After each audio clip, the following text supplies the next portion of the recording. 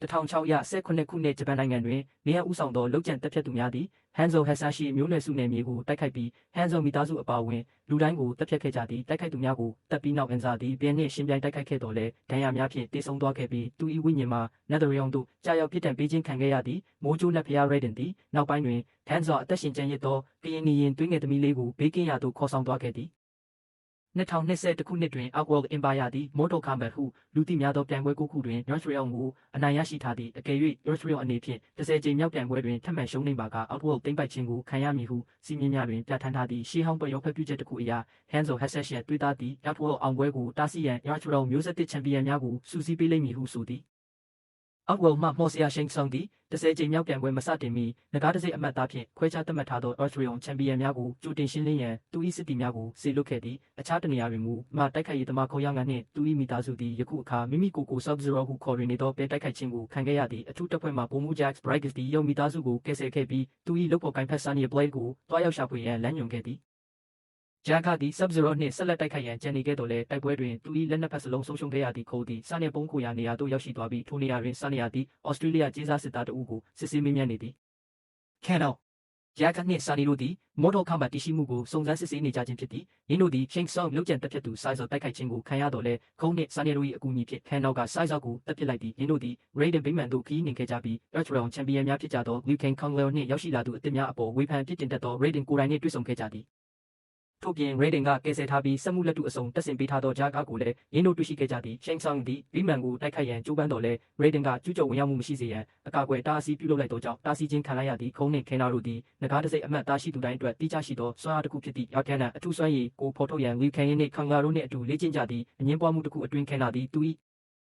Arcana စွမ်းရည်နိုးထလာပြီးသူ၏အမာယုရှိသောမျက်လုံးမှလေဆာတန်းများပစ်ခတ်နိုင်သည့်စွမ်းအားကိုရရှိခဲ့သည်ထိုအချိန်တွင်ကောမှမူသူ၏ Arcana စွမ်းရည်ကိုမနိုးထနိုင်ခဲ့ပေစိတ်ပြတ်သွားသော Raiden သည်ခိုးအား Assassin မျိုးဆက်ဖြစ်ကြောင်းဖွင့်ဟပြောကြားပြီးသူ၏မိသားစုထံသို့ပြန်လွှတ်လိုက်သည့် Shang Tsung သည်ဗိမာန်ကိုတိုက်ခိုက်ရန်အတွက် Kano မဟာမိတ်ဟောင်း Cable အပါအဝင်သူ၏စစ်တီများကိုစုစည်းခဲ့သည် Cable က Kano အားဖက်ပြောင်းရန်နှင့်ဗိမာန်၏အကာအကွယ်တားဆီးကိုဖျက်ဆီးရန်စီယုံသိမ်းသွင်းခဲ့သည်ရုံးရင်းဆန်ခတ်ဖြစ်ပွားနေစဉ်အတွင်းကြားကသည်သူ၏Arcanaစွမ်းရည်နိုးထလာပြီးလူသားထက်သာလွန်သောခွန်အားနှင့်ပုံမူကောင်းမွန်သည့်လက်တုများကိုရရှိခဲ့သည်ထိုအချိန်မှာပင်ရောင်မိသားစုသည်ကောအားတိုက်ခိုက်ခြင်းကိုခံရသည့်ခိုးသည်သူ၏Arcanaစွမ်းရည်နိုးထလာပြီးရုပ်ပိုင်းဆိုင်ရာတိုက်ခိုက်မှုများမှရွေလျားစွမ်းရည်ကိုစုပ်ယူနိုင်သောတန်ချက်ကအဝိစားနှင့်တွန်ဖာ Tarfast လက်နက်တစ်စုံကိုရရှိခဲ့သည်ခိုးသည်ဗိမာန်တိုက်ခိုက်မှုကိုတွန်းလှန်ရန်မကူညီမီကိုရောကိုတပ်ပစ်လိုက်သည့် Raiden က Earth Realm တိုက်ခိုက်ရေးသမားများကို Void ဟာလာဟင်းလင်းပြင်တူဆုံးလောက်ဝေတက်ဖြင့်ရွှေ့ပြောင်းပေးလိုက်စဉ်